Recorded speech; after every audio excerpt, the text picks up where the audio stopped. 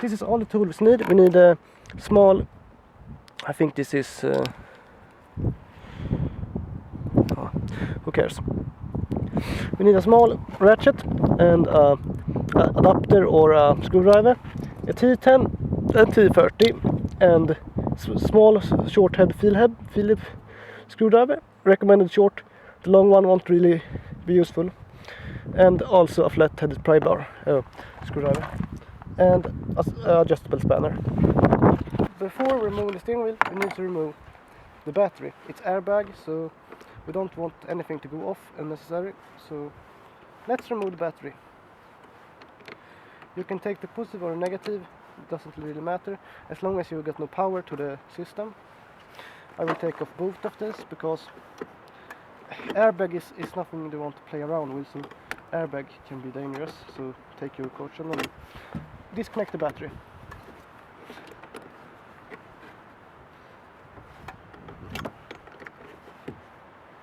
Here we go. First we're gonna begin in the glove box. Inside of here we can find some screws. We're gonna begin with the latch.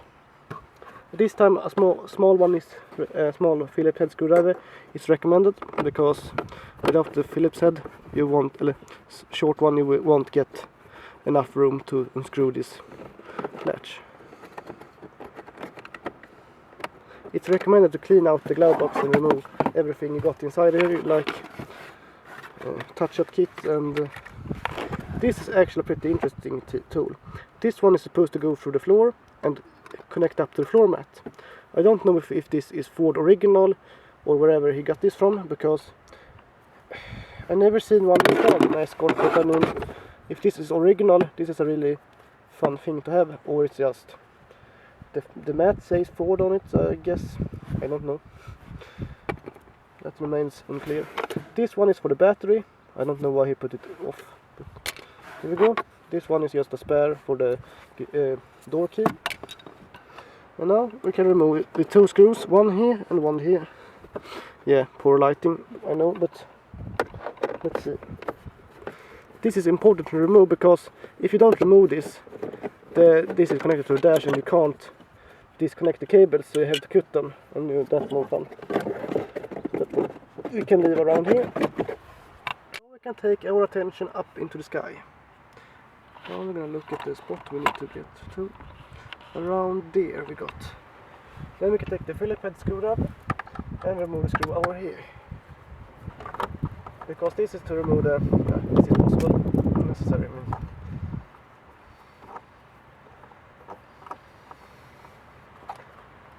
The same panel is on the other side, so we just need to remove it and make sure we don't lose the good rubber. Take attention to the side here. We don't need to remove the weather stripping. Might be some hard to remove, but here we go. Away with the weather stripping. Here we'll find a T30, I believe. I'm gonna see. T30 will be here, so we need to remove this one.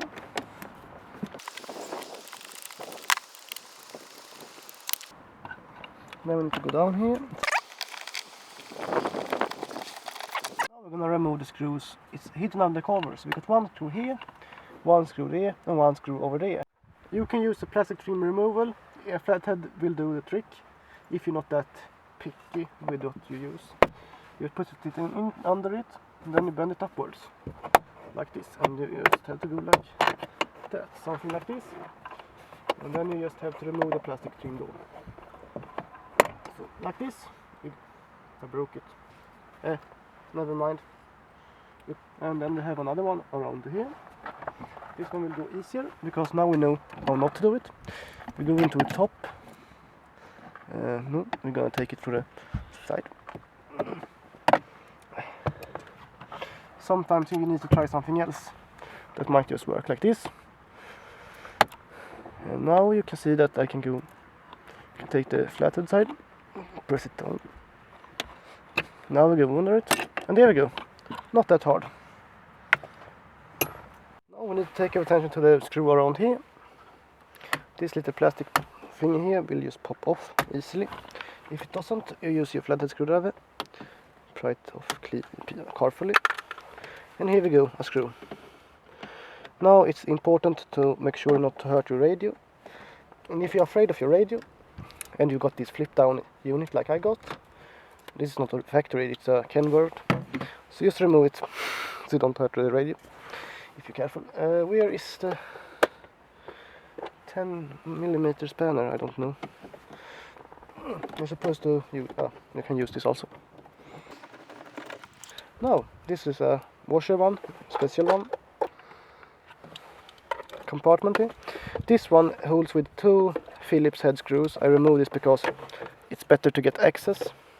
You don't necessarily need to remove that, but there we go. And under here we find 2 T30 screws. Just in the part here. Then we find another one down here. These two. You can see they are pretty short and look like this. There we go. The next part to tackle is actually under the dash. Now we can see it's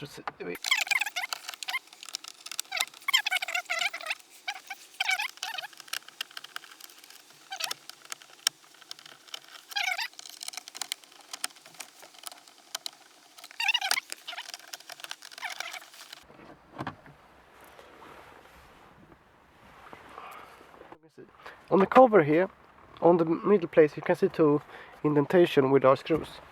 Those screws is supposed to be T15, so we'll find this. So, something like that. You remove the T10 bits, then you can remove this part, and off it goes. Now we got the bottom part here, but that's not necessary right now. You take the 5.5. Put back of the steering, now we need the keys, inside the ignition, then we need the spanner. Remove it.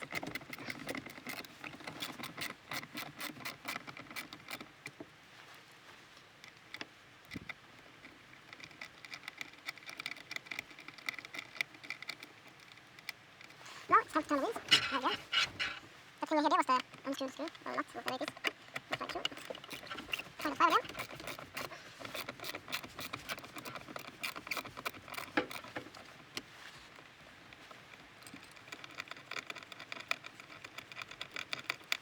This is supposed to get removed. How to remove the airbag? It's a bit tricky. You need to pull in the front like this, and in the rear here. It off. Be careful, it's an airbag, not a toy.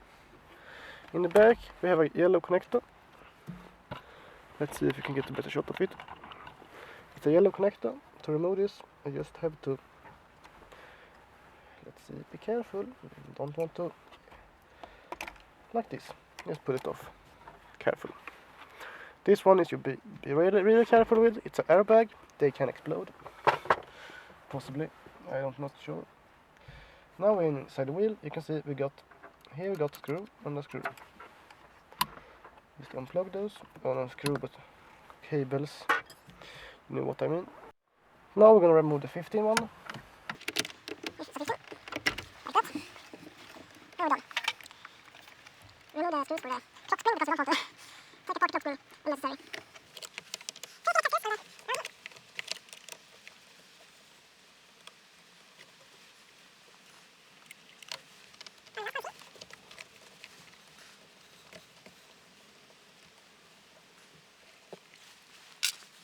Now we can remove 4 screws on the plastic housing on the bottom here. 1, 2, 3, 4. Now it's hard, the tricky part to get past the cylinder lock, which is like this. Here we can see 1, 2, 3, 4 on this part, and it's gone. And now we can see what's happening with the wheel. Steering lock. We can't remove the wheel without the steering lock. We need to unlock. Now we can take off the wheel. The clock spring is following with it. We don't want to remove the clock spring, so we're going to push it back into the wheel. You see, like this.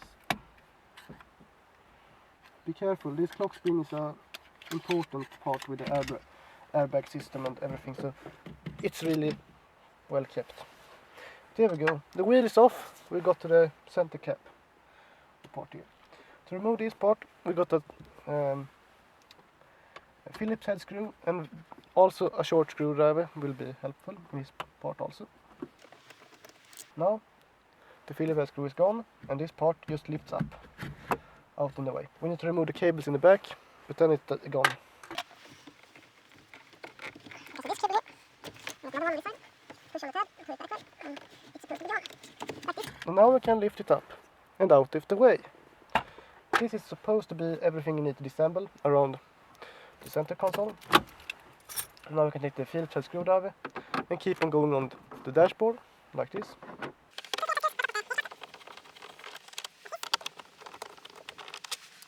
Now this part is a tricky part to remove. I actually have this apart before and I didn't put back the clips, but it sits clips around here and I can't tell you how to remove them because I never actually figured it out. So when I disassemble this, I always break the clips and the plastic parts. So let's go back to the part here. Here we need to unplug the heater. It just pull and they will come out. Now you can see this part is supposed to pull outwards. It's our clips that hold it in place, so I have no clips because I've been here before and they're hard. I don't know how to remove this. But if you get this far, you get it apart. You can push this one out. You can push in the blue clips. We need a flathead screwdriver. Push it in and remove it. There we go. Same thing with the one on the side here. Push it out. Take a look over here. Push in the clips. Pull it out. Now we can see this part thing is gone. We got the watch part. We need to disconnect it. Push it in. Disconnect. Same thing. Now, when you got this far, you get you pretty far. We need to remove the gauge cluster.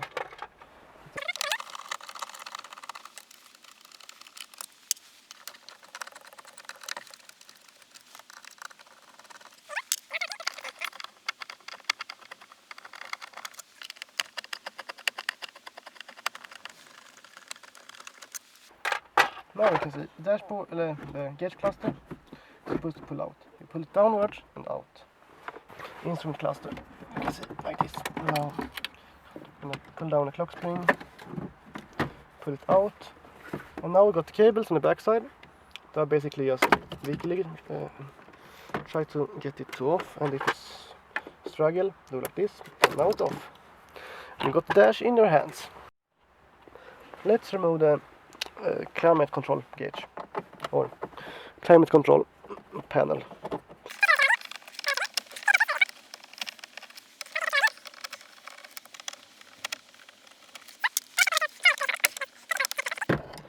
Then we're going like this. This side is the same. Take it off and now we're done.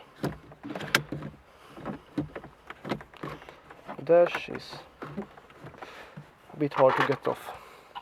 Now the dash is completely gone, but to remove the dash is a problem. You will pull the dash outwards a little bit, like this. And now you can see it starts to struggle around here. So you need to cut this from... I have a plier for us. Plier is gone.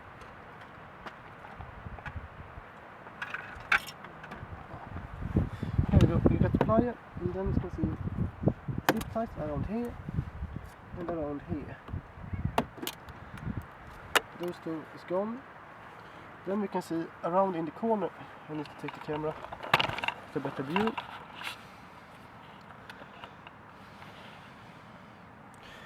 You can see if you need to bring it over here, here, here.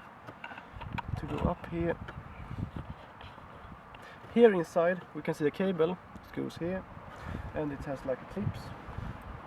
We just need to pull out the clips out from the metal part like this, pull it out and down.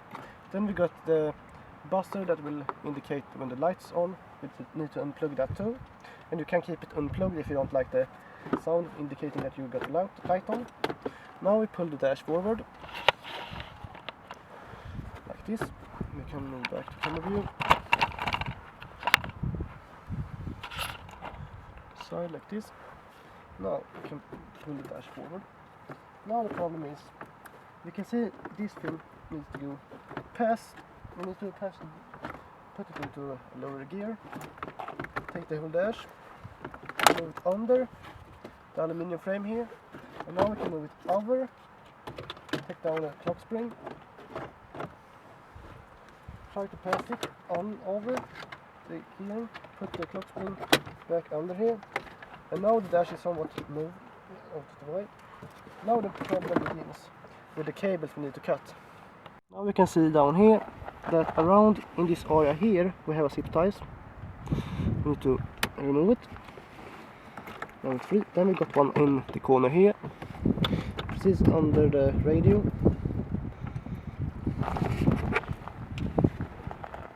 Take it from here, look at here, from the radio. Here we go. And now I can see we got two in the bottom, around the case. Can you see this? No, you can't. Down in here you can see we got two more.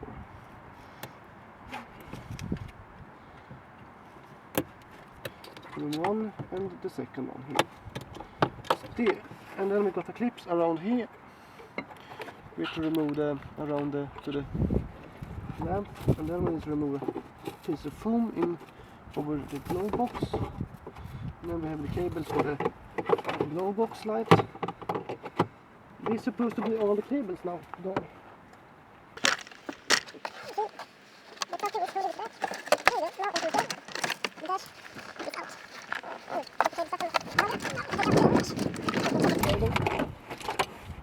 Now the dash is out of its freedom. It's out in the free, gone from the car. It's an interesting aspect because here is the wheel, normal seats. This is all the space in front of the dash, which is unused. I mean, this is a huge amount of space behind the wheel. I mean, think about it. Out driving and got all that space behind you, in front of you. Yes, it's a possible safety feature like safety zone or something. But I guess, think about building a dash which only goes to around here. And then you get all this space in the front. Don't forget to remove your VIN number. I guess it's hard to remove it, but you have to remove the VIN number because the cops don't really like having another VIN number in the window, I guess. You can see this is the small. Look at it. To remove it, you need to put it in here. And then now you can see the sticker here did break with this little thing over here. But I mean, don't you worry, you can put it back. But I mean, it will never be original. Here we go. Now we need to knock this out.